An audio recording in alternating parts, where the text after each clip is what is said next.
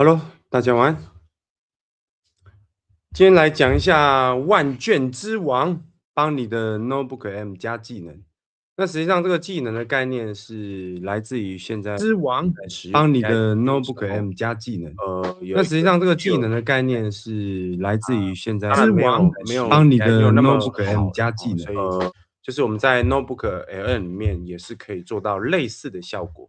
那基本上 Notebook M 已经玩到一个极致了，我觉得今天讲完之后，我可能就不会再讲 Notebook M 了，大概就差不多这样了吧。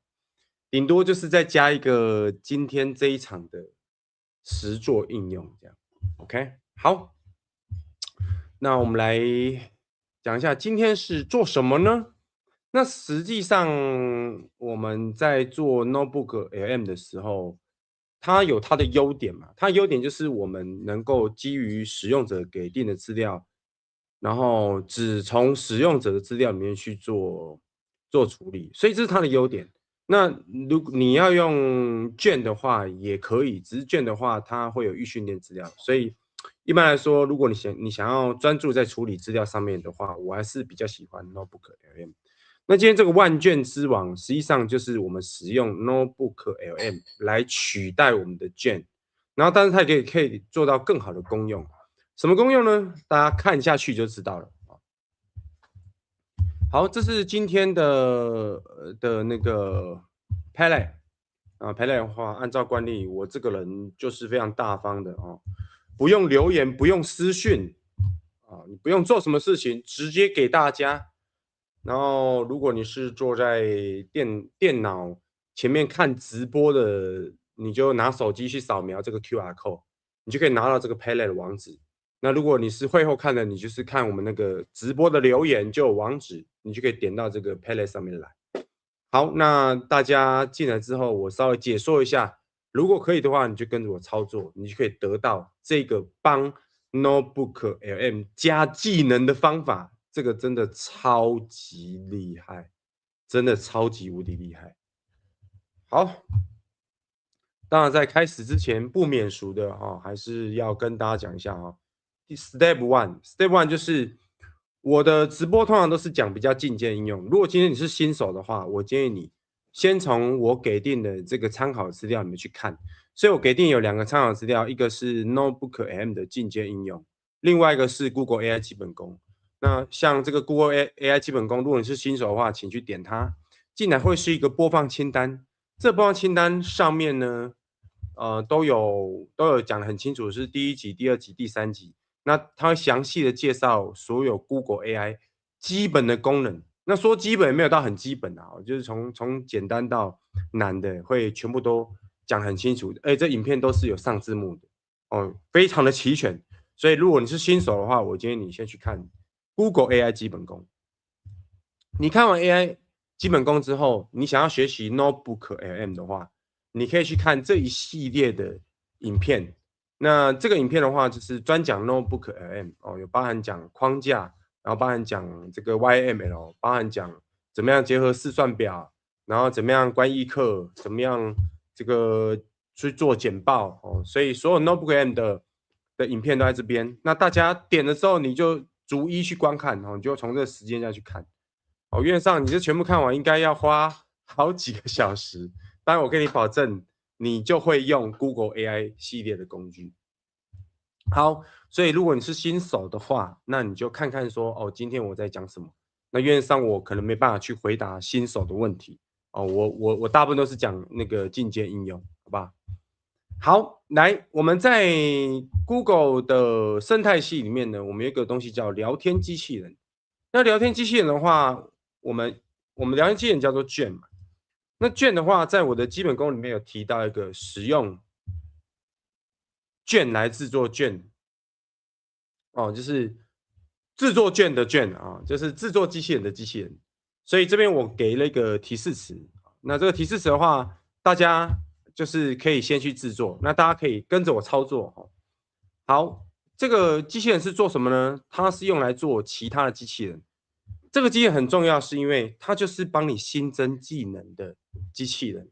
所以打开你的 Google Gemini，在你的 Gemini 的左边的地方会有一个选单，哦，选单，那你就旁边选单把它开出来，然后找到这边会有一个卷。如果你跟不上没关系，我的直播影片你把进度条往前拉就好了哦。你可以不一定要照着我们实况直播去做，你如果没跟上你就往前拉，你自己回放哦。我们 YouTube 影片是可以回放，然后点进来之后，在这个地方往下，好，找到我的卷的地方，然后的右边会有一个新增卷，好，点它。你先去制作这个机器人。好，在我们的提示词里面，这边你就把它点开，点这个右上角，我们在我们 Palette 里面点右上角这边有3个小点点，好，点它，然后选开启贴文，你才可以把这个贴文把它开启贴文。接下来你就进入到这个地方来，然后把这个提示的词 Version V 1.1就是1.1版哦，就我有改过版本，它会跟着走。好，把它全选复制。好，全选之后按复制，把这个提示复制起来。复制之后到达你的卷的地方，在使用说明的地方，我们卷的地方有名称说明，要在使用说明的地方，在使用说明的地方，然后把它贴上。好，这是对话机器人指令架构师哦，所以我们就将这个名字把它复制，所以我们给这个名字叫做对话机器人指令架构师。这个机器人就是专门来生成其他的机器人的机器人。好，如果你懂这是什么意思，在聊天室打一个1。好，然后接下来我们把它储存。大家同步进行哈，同步进行。好，接下来我们在文件的地方，我们也要给一份，所以我们现在复制贴上我们的那个复制贴上还在嘛，对不对？哦，复制贴上好像不在了，没关系，等一下我再处理哈。好，你可以开始对话啊。好，这个机器人就是制作其他机器人的机器人，所以你只要跟他讲说你要制作什么机器人，他就会帮你写好提示词哦。那比如说，我就会跟他讲说，我要制作什么机器人啊？比如说，好，这个示范的话，我就简单示范一下就好了哈。帮我写一个机器人，是能够收到使用者提供的资料之后，去生成一页式的漫画。漫画包含了全域的视觉规范，还有我们的版面配置以及每个角色的对话。输出的时候使用 YAML 的格式输出。好，所以你告诉他说你要这个机器人是做什么的，你告诉他之后按提交，他就会帮你写这个机器人的行为指令。那你看行为指令的话，它写出来像这样，有没有看到像这样？所以会跟你讲说这是1.0版的，像这样。好，所以就会帮你全部写好。接下来你只要相同的方式复制这个行为指令，然后再去新增一个卷就可以了。好，这个地方简单的说，它就是做这件事情。那大家 OK 吗？如果没有问题的话，我们要往下咯。接下来我们到达我们 Palette 的第3步。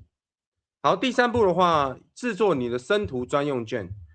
这里的话，你可以用刚刚那个机器人去制作生图专用卷，你也可以直接复制我写好的提示词啊、我都很贴心，因为大家在操作可能跟不上，我就直接写好给你，你也可以自己写。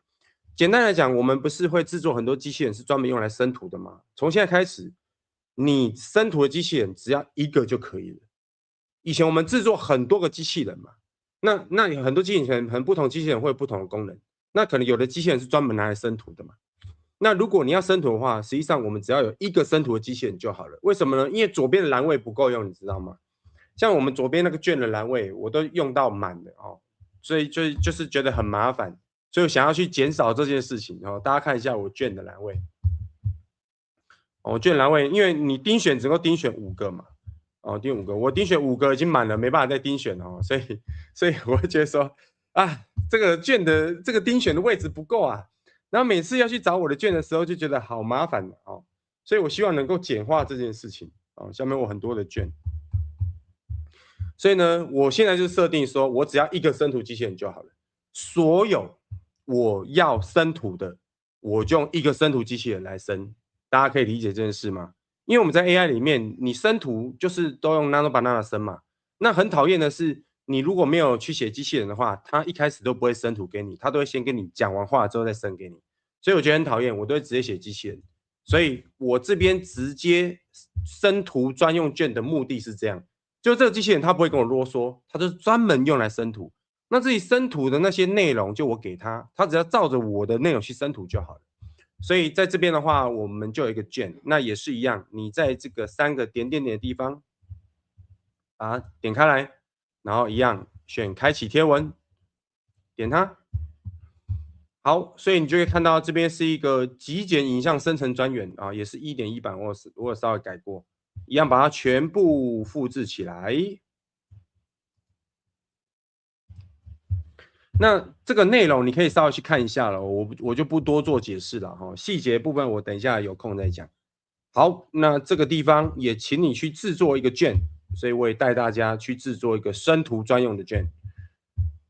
一样在左边选单的地方，在你 Gemini 选单的地方这里啊，选它，然后一样选卷，相同方式再操作一遍，然后下面的话一样选新增卷。好，这个卷是专门用来做生图专用哦，生图就是给它就对了哦，给它对。好，所以我已经做好了哈，在这里哈，我已经做好在这里。那相同方式你们就是复制贴上就好了。好，到目前为止 OK 的啊，请在聊天室打一个2。那我现在就是有一个制作机器人的机器人，然后有一个专门生图的机器人。好，这专门生图机器人是因为在 Notebook M 里面，我们这个生图的部分 Notebook M 还是不行，所以我们还是要丢到我们的 Nano Banana 来去生图。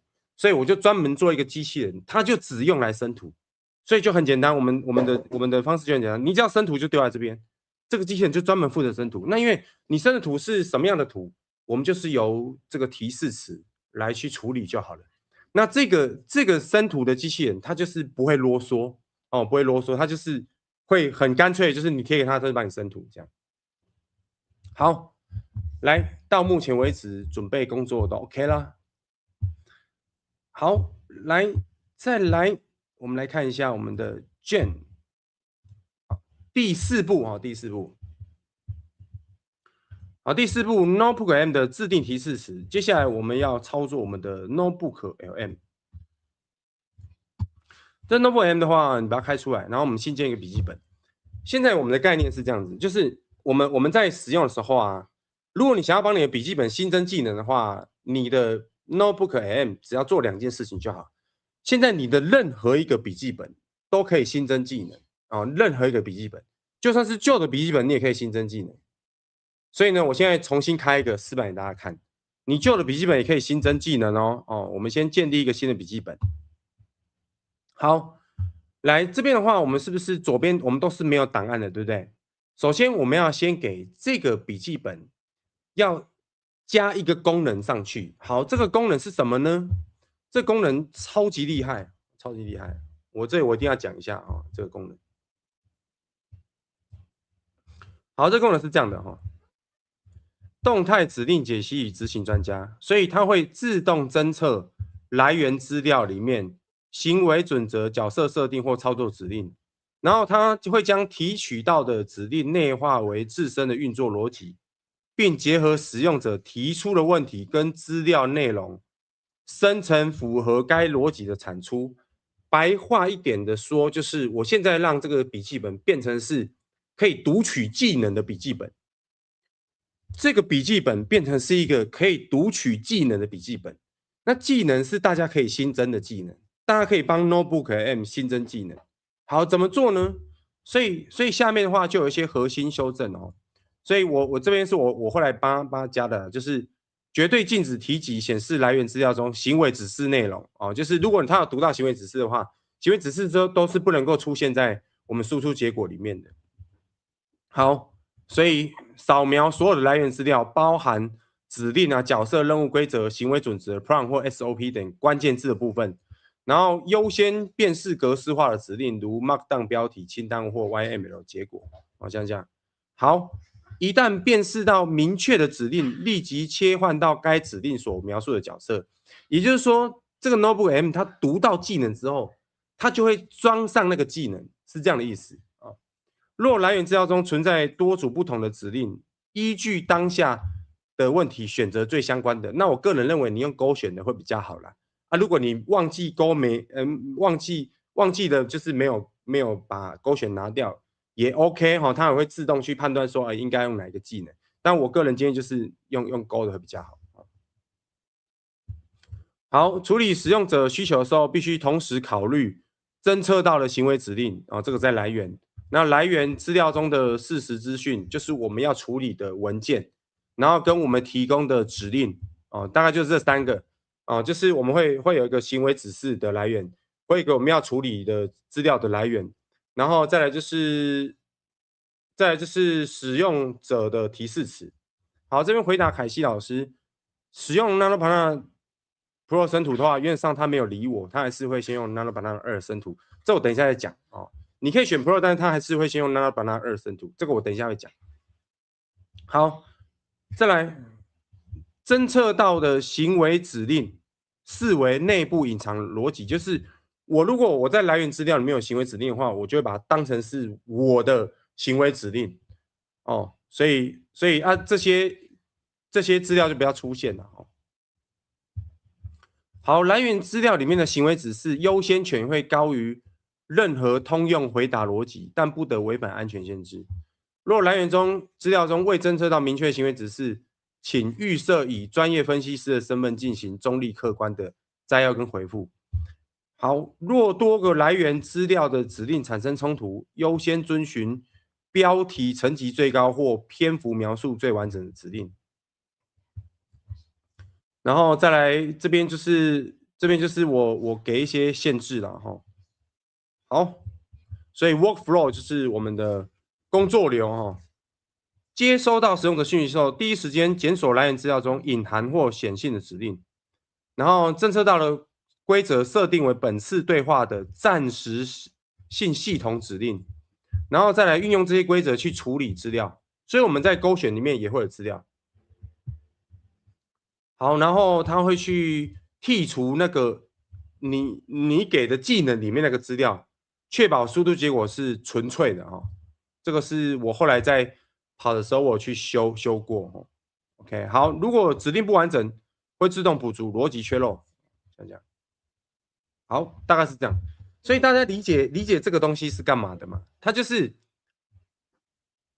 将笔记本设定成可以去套用技能的一个笔记本，所以你只要将这个行为指示把它贴到自定提示词就好了。所以一样开启贴文，然后将这个行为指示把它全部复制起来。好，复制起来之后，我们把它贴到我们的 Notebook LM 里面来看这边哦。这边有一个设定笔记本哈，在右上角。笔记本有一个设定笔记本的地方，好，点它，然后选这个自定提示词，点它，然后将刚刚这个把它贴上去。好，你现在你的笔记本里面就可以外挂技能了，你只要这个提示词就可以外挂技能。好，接下来按储存，恭喜你，你现在帮你的 Notebook M 加上了外挂技能的技能。好，到这边。你懂我在做什么呢？请打一个3，好不好？这个逻辑啊，这个逻辑大家就是有点难呐，有点难。所以如果你听不懂也是正常的，好不好？那就先回去看我之前的影片，听不懂是正常的哈，听不懂是正常的。啊，如果听得懂的话，代表你很常在使用这个 AI， 我觉得你很棒哦。好，我觉得你很棒。接下来。我们还要安装一个技能啊，安装一个技能。这个技能呢，就是生成技能的技能。好，怎么做呢？来，请大家跟着我操作。我们在我们的对 Together Good 每一本笔记本你都可以这样设定是没有问题的啊。来这边的话，你在你的记事本里面，跟正在你的 Workspace 里面选文件 ，Google 文件，我们新增一个新的文件，这边大家要跟好，哈，跟好。我今天讲完我就收播了哈。来选 Google 文件，我们现在要新增一个技能是来新增技能的啊，所以选 Google 文件。好 ，Google 文件的话，开一个新文件哈，新文件，好，点选新文件，然后呢，去我们新增技能的技能在哪里呢？在我们的这个 Padlet 里面的 Step 2，有没有看到制作卷的卷？制作卷的卷就是生成技能的技能啊。好，你把刚刚这个第二步啊，这边有写了啊，第五步，第五步就是利用第二步新制作出来的行为指示，就是一个技能。每一个技能在文件的地方，存字文件，然后在 Notebook M 里面新增来源。好，我示范一次给大家看啊。你在 Step 2的地方，我们将 Step 2的这个内容一样开启贴文，然后将这个机器人指令架构师这个把它选取起来，然后复制，然后回到我们的文件的地方，然后把它贴上。为什么这么做？是因为我们日后在更新机器人的时候，我们只要更新这个文件就好。Notebook M 那边的技能会一并更新。然后这个文件的话，你把它命名一下哦，指令架构师，好吧？版本你自己决定一下，好吧？好，命名机器人指令架构师，这样啊。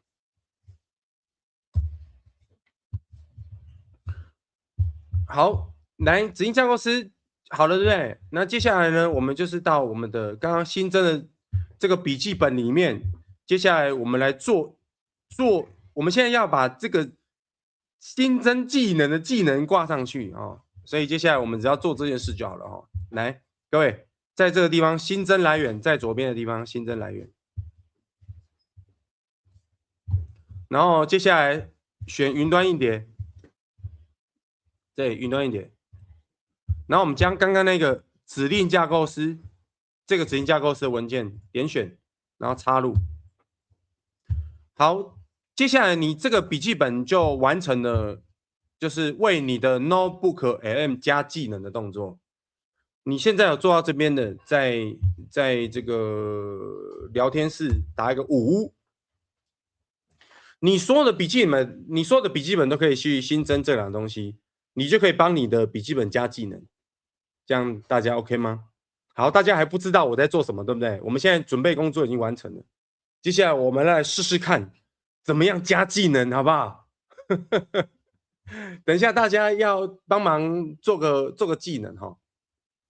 好，来，我现在解释一下哦，所有你的卷都可以加到这边来，当做是你 Notebook LM 的技能。你一个卷就是一个技能，一个卷就是一个技能。好，你只要是如果是生图的，你就是让它去生成提示词啊，我觉得是没有问题，因为我们现在生图就是利用生图机器人来处理，所以你所有的卷，你只要是生成内容的、生成图片的，我们改成图片提示词就好了。你的一个卷就是一个技能，所以你可以把你以前的卷，把它放到这个地方来，当然是一个技能。你也可以在这里去新增技能，比如说，好，来，我确定一下，我们现在是选自定。如果你要换回传统笔记本，你就选预设就好了。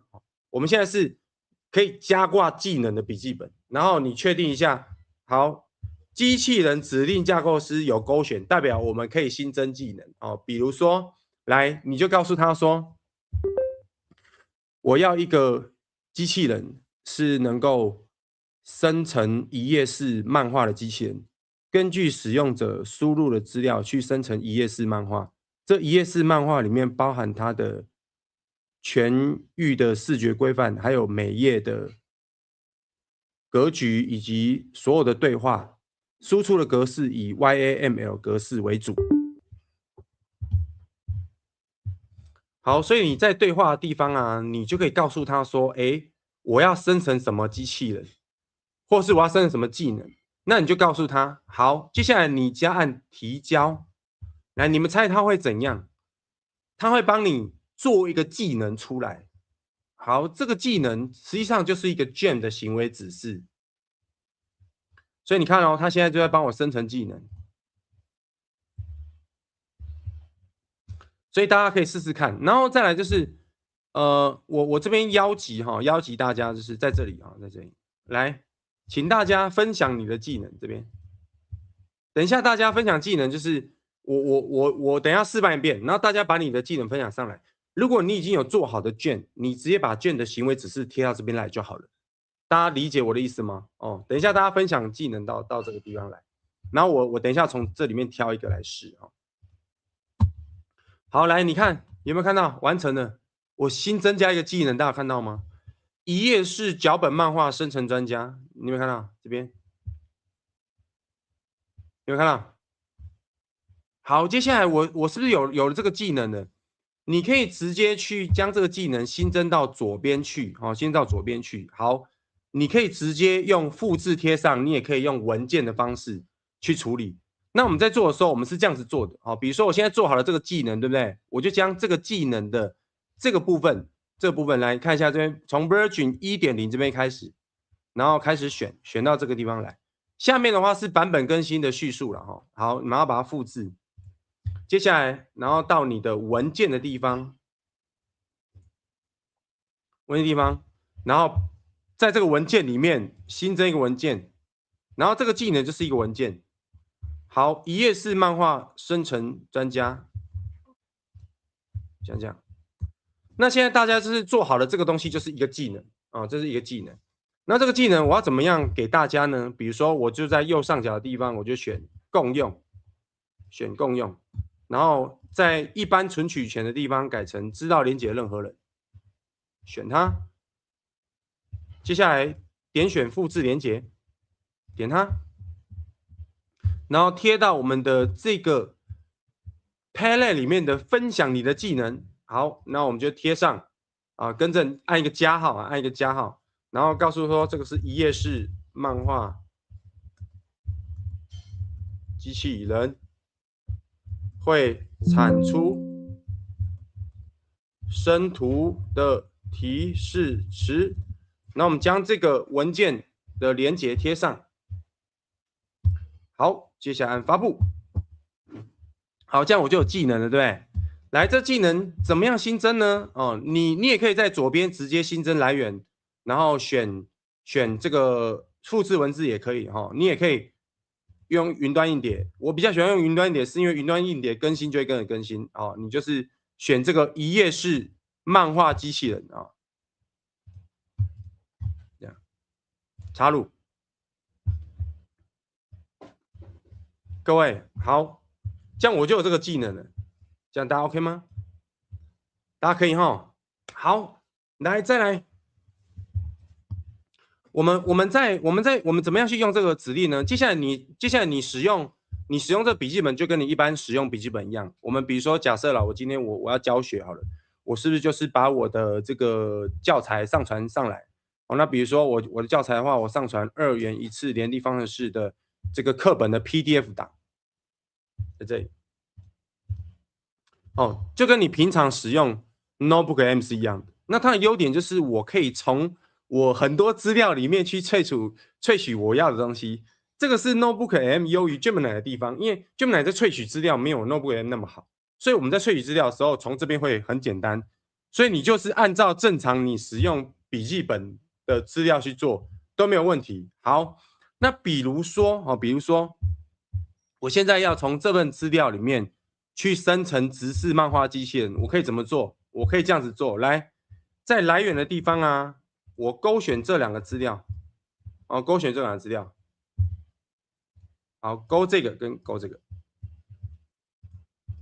看这样，然后我只要告诉他说，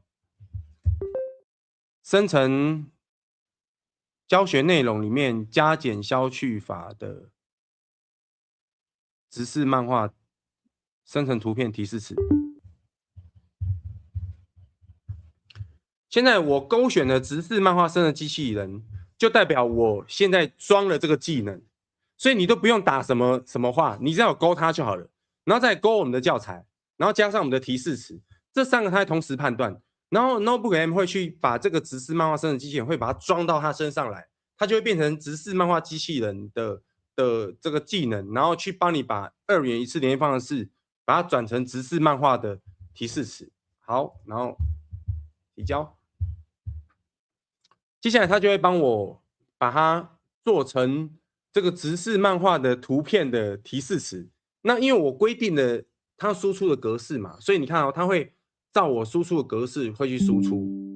所以你在这个地方你是可以去装很多技能的，好吧？你可以装好几个技能啊，然后自己点选就好了。那没技能的话，你就是按那个机器人指令架构师去生成技能就可以了哦。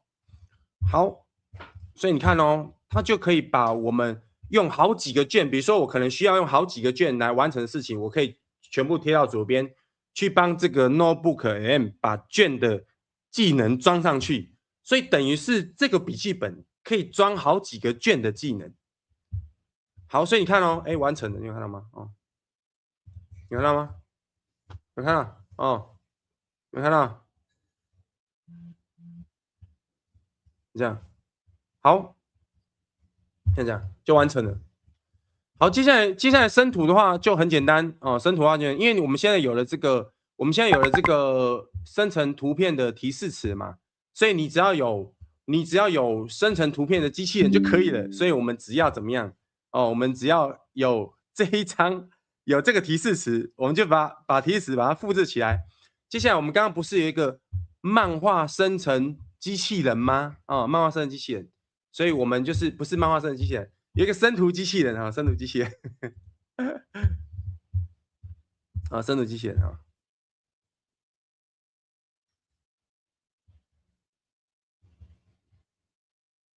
好，我们的生图机器人就是找一下，刚刚我们有做一个生图机器人啊，在这里，极简生成专员这个 ，OK。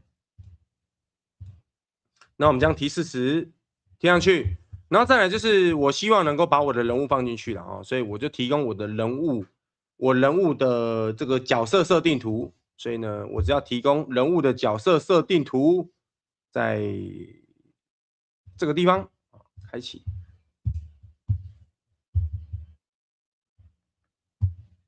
好，想想，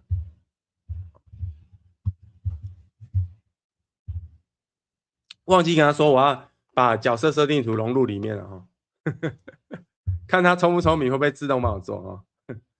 好，这是我的角色设定图了哦，就是我创造一个人物了。那这个角色设定的话，在那个我的 Google AI 基本功里面的生图里面是有提过这件事的哦，所以大家如果对这个东西不懂的话，你可以去看我 Google AI 基本功第3集。好，来这边的话，我要先讲，我回答一下刚刚线上凯西老师的问题，就是现在 Google 的策略是你不管选什么模型，它会一律是用 Nano Banana 2先生成。那如果你觉得不满意的话，你再重新用 Nano Banana Pro 生成，它这是为了省资源呐。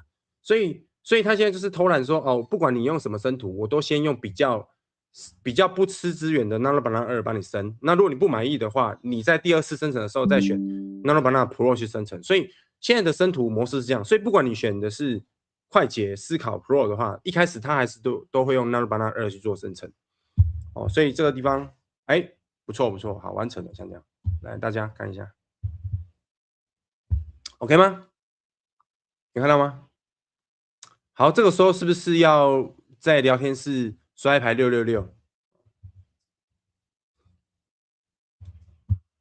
好，所以这里的话，我们可以在这个地方哦，因为这个是用 Nano Banana 2生成，你可以在这个地方显示更多，然后选择使用 Pro 重做，点这个才是用 Nano Banana Pro 重做哦，所以你再点它，它就会帮你用 Pro 重做一遍哦。好，所以你是可以新增很多技能的哦，各位。你现在你的所有的这个卷，你都可以把它当成是一个技能，然后把它新增到你的 Notebook M 里面去。那如果说你的卷是原先是有设定生成图片的嘛，你就是在这个地方把它改成生成那个什么生成提示词就好了哈、比如说我现在示范一下你的卷要怎么样放到这个地方来哦。好，所以比如说假设了我有个生图的卷哦，在这个地方我示范一下哦。哎，大家要去这个地方放一下技能哦，放一下技能，放一下技能，对，放一下技能。OK，亲师沟通专家。OK，好，好，感谢大家这边都有放哦。OK，好，哇，你们放了好多技能哦，真的太棒了哦，太棒了。好，我等一下再来试一下大家的技能。好，先讲一下，如果你原先有生图机器人的话，你要怎么做？比如说，在我的卷里面有很多机器人是原先预设是生图的，比如说好了，我们这边有一个我们这边有一个侦错密码英文的一个机器人啊、像这个机器人，这机器人的设定是这样的，就是比如说我打一个 MATH，因为现在缺点就是第一次他都用 Nano Banana 2做，你有看到吗？这我觉得真的太偷懒了哦，通常都第二次才会对，就是很生气，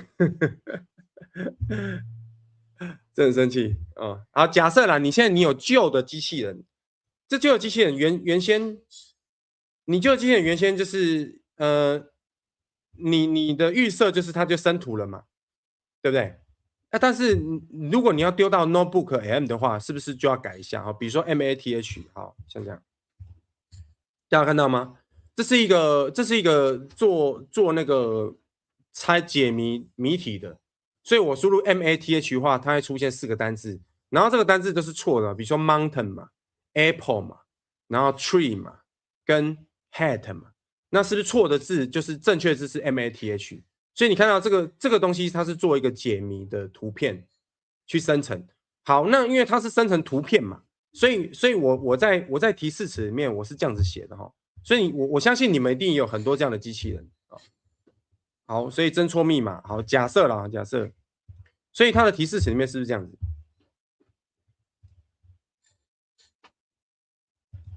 好，所以哦，都是英文的，啊，都是英文的哈。好，来这提示词的话，它可以这样子哈，你就把你原先的提示词啊，把它把它全部复制起来。你的这个原先生图的提示词啊，把它复制起来，复制起来，然后到我们的 Notebook M 里面来哈。然后它现在有这个技能是什么技能，知道吗？就是我们不是有这个机器人指令架构师的技能吗？哦，好不好？勾它就好了，勾它就好了。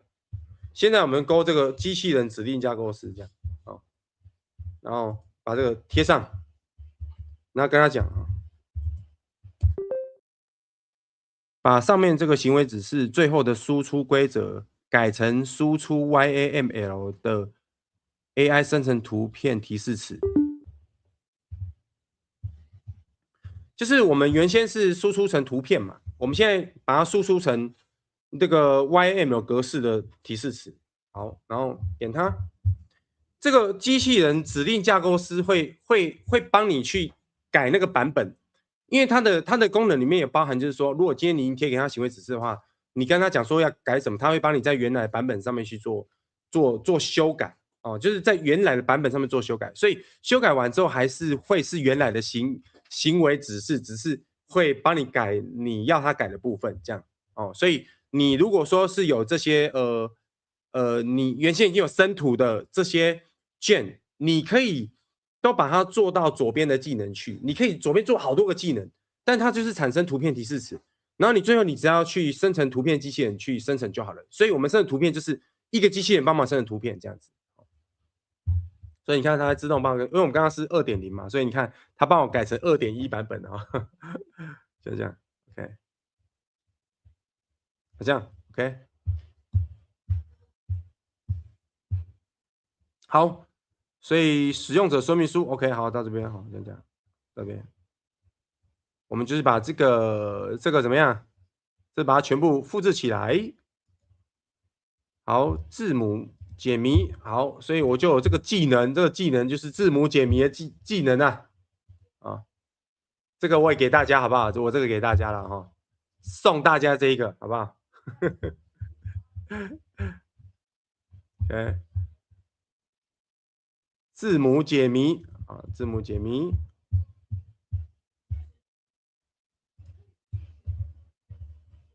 字母解谜2.1。那为什么会用 Google 文件？是因为我们 Google 文件改的时候，在 Notebook M 里面会按一下就可以把它更新，所以你就可以不用再重新新增来源或是去重贴提示词，不用。所以我们 Google 文件是你在更新的时候会一起更新会比较好。好，那一样我把这个字母解谜的这个给大家好不好？哦，你就可以有这个字母解谜的技能。好，我分享一下技能啊，字母解谜给定音给定谜底，谜底是英文哈，英文生成对应的解谜图片提示词。我还是要打一下字，要不然打字会退化。因为我现在都用语音输入，打字都退化了。发布。所以你看，你现在把这个装上去，你就有这个字母解谜的机器人了，你知道吗？好，来我们装看好不好？装看好不好？好，所以你看嘛，在这里把它装一下哈。所以你知道这边新增来源，那我们将这个字母解谜的装上去，字母解谜插入。然后再来的话，这边就是你都不用勾，你只要勾字母解谜就好了啊，勾字母解谜就好，勾字母解谜啊，就有这个技能了哈。比如说，改成 Go 的啊，Go 的，这样。好，所以你看到我是不是我只要输入 Go 的，它就会去实装这个字母解谜的机器人。那为什么会这么做？是因为我们在一个 Notebook M 的界面里面，我们有时候同时要做很多事情，比如说我要处理资料，然后我处理资料完，我可能要怎么样？我要再整理资料，那可能我整理完资料，我最后要生成 ES 漫画，或者是我最后要生成什么谜题？没有，不一定，你可以很多个字母，没有问题，不一定，它没有4个字母哈。所以你看嘛，它就会得到一个提示词，有没有看到？提示词，所以这真的是太方便了哦。然后你只要去开这个什么，去开这个影像生成专员哈，然后把图片给他就好了哈。没有，它不一定4个字母。好，所以你用这样的方式可以实装很多技能。那我们现在来实装一下，我们来实装一下那个大家提供的技能，来试试看好不好？所以你可以生成技能，你也可以去装大家技能。所以以后如果你没有拿到别人的券，你是可以把它装到 Notebook LM 上面去的。然后 Notebook LM 的优点就是我们可以输入很多资料来同时做处理哦，像这样，大家看到吗？嗯。大家看到吗？有没有很赞？有没有很赞？好，所以来，我们来实装一个大家的技能，好不好？哦，好，这样因为我应该都讲的差不多了啦。哦，来，我们看一下，我们装那个仙姑的哈，仙姑的这个叫做亲师沟通专家。OK，好，我们来装仙姑的亲师沟通专家，好不好？哦 OK，好。开启它的贴文，所以它是用贴的，没关系，它贴也可以哈。好，这个是亲师沟通专家，我们就把这个亲师沟通专家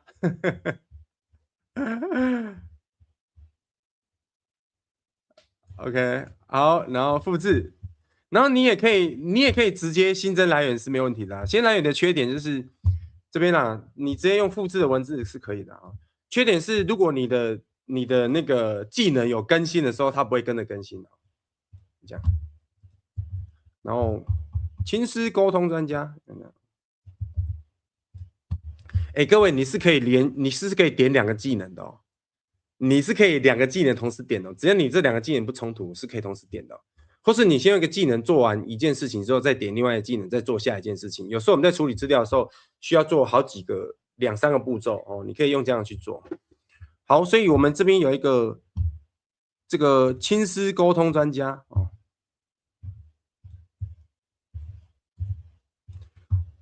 放在云端最好了哈，就是你更新文件那边，这边就会跟着更新了。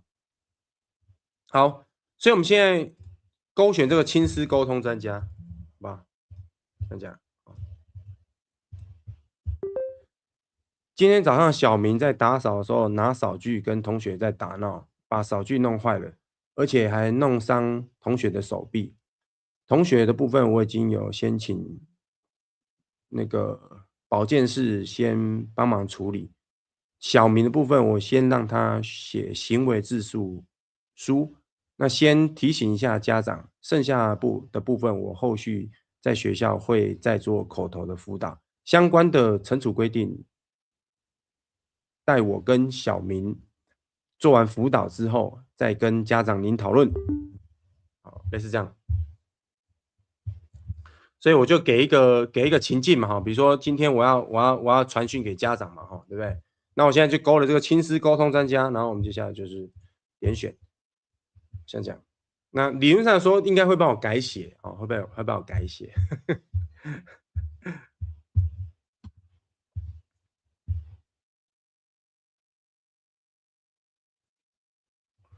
好像这样，所以大家你可以在左边有好几个卷，好几个就是一个卷就是一个技能，所以你可以在 Notebook M 里面放很多个卷，所以我把这个叫做万卷之王。那你说你旧的笔记本可以这样做吗？完全可以，你只要有这2个东西就好，一个是我们刚刚那个行为指令哦，自定义提示词。那如果你想要新增技能的话，就是去加这个架构师哈、哦，指令架构师这边就可以新增加技能了，你就可以在这边去加技能进来哈，好像这样。OK，好，你看有没有？哦，这个是凯西老师提供的技能哦，我就有新装一个技能是可以跟这个家长做联系的哦，做亲子沟通啊，像这样，你看就写好了哦，这位导师好厉害哦。好，然后再来就是这边特别要注意，就是说，如果你发现这边的对话有点跑调的话，是因为我们在 Notebook M 里面这个对话记录里面它是有记忆效应的，所以如果说你想要纯粹一点的做一些事情的话，我会建议你就是把这边的对话记录做删除。比如说你现在要做一件事情是一个全新的事情，是一个工程，你就删除对话记录，那从头做。那如果说你就是做的事情是一系列的事情的时候，你对话记录就可以不用删哦。比如说你现在要整理教材嘛，那你可能要把教材分成好几页的漫画嘛，你可能针对每一页漫画你要做微调嘛，那最后再生成这个绘画的提示词嘛。好，那你这个对话记录一整串是没有问题的。可是如果说你接下来要做的事情是跟刚刚生成漫画没有关系哦的技能的话，你可能删除对话记录会比较好。好不好？所以这地方的话，大家也帮忙给了很多的技能，所以就是说，生成的是文字的啊，生成的是图片的，图片我们就把它换成这个图片的提示词，因为我们另外有一个卷是专门来生成图片的，所以你就可以在这个地方用一个笔记本，然后帮你的笔记本去外挂新的技能，哦，来去处理资料。那为什么这么做？是因为第一个在卷里面，它处理资料的那个遵照度没有 Notebook M 那么好，因为 Notebook M 在处理资料的时候，它会完全遵守我们提供的资料去做处理，这个是优于卷的地方。再就是我们那个卷很多个哦，那我最左边只能够盯选5个嘛，可是我卷实在是太多了，你知道吗？每次我都要回去找哦，所以就觉得很麻烦。那再来就是我们有时候工作流就是我说会先要处理好资料，比如说像我生成漫画，我一定要先把漫画里面内容先挑出来嘛，那我一定会生成好之后，我会再做调整嘛。我调完之后才会去做生成图片的提示词嘛，最后才会生图，所以我会有一个2、3步骤工作流。可你2、3步骤工作流的话，你要切换2、3个卷就很麻烦，所以我们直接在 Notebook LM 里面用这样的方式，把卷当做是技能来去呼叫，所以你只要有这个行为指示，你就可以帮你的 Notebook LM 新装技能。好，大家有了解的，请在聊天室打一个8哦。你知道我今天在做什么的哦，打一个8。OK， 那剩下的部分我就不操作了哈，我就不操作了哈。好，感谢 Jerry 啊，Jerry 老师提供解决方案。好，接下来最后就是当然就是回馈的部分，那请在这个地方啊，这边有一个直播回馈，这边点选，然后在这个地方留下你的回馈。好，今天直播内容就这样子啦。好了 ，Notebook M 大概就这样了吧。哦，基本上已经玩到一个极致了，差不多了。哦，接下来要玩别的东西了。Google AI 差不多了哈、哦，接下来我们要玩点别的了，OK 吗？好，如果有什么问题的话，就可以直接在这边，或者是在聊天室。然后今天的直播影片提供回放，不用私讯我哦，就直接在我的频道，在我的粉专都有回放，你就直接自己去看就好了哦。然后晚一点我会帮忙上字幕，所以我的直播影片也有字幕，你也可以使用 AI 来去总结我的影片哦，就可以不用看完1个小时的直播影片。好 ，Pele，我再给大家一次，来，有求必应，来 Pele 连接在这里，然后这个研习回馈啊，研习回馈的 Pele 也在这里啊，大家点一下，或者是大家可以扫描这个 QR code 啊，QR code。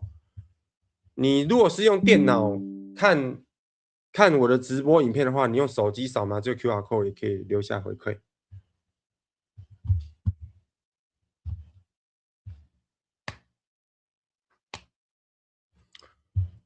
好了，就这样了哦，就这样了。大家自行观看，自行观看，东西都在这边，自行观看。好，那我们今天直播就到这边喽，我们下期再见，大家拜拜，拜拜拜拜拜拜。